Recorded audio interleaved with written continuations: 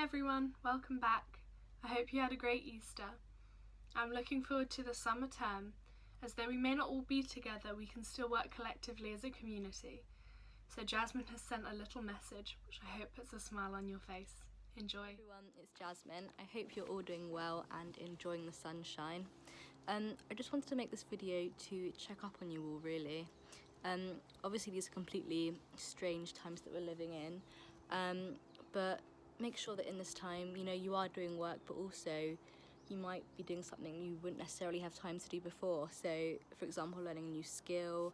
I'm learning how to play the piano, which has been so fun so far. And I would love to hear about any of the things that you've been doing over the past week, or that you plan to do in the future. So yeah, make sure you all stay positive, and I will hopefully see you all very soon. Please join us for the prayer provided by CAFOD. In the name of the Father, and the Son, and the Holy Spirit. Amen. Lord God, we entrust to you the families and communities affected by coronavirus, wherever they may be. We pray especially for healthcare workers, that you may guide and protect them. We pray that your Spirit might inspire those researching new medicines and treatments, and in the midst of this, keep us strong in faith, hope, and love. Grant us the courage and perseverance to be good neighbours.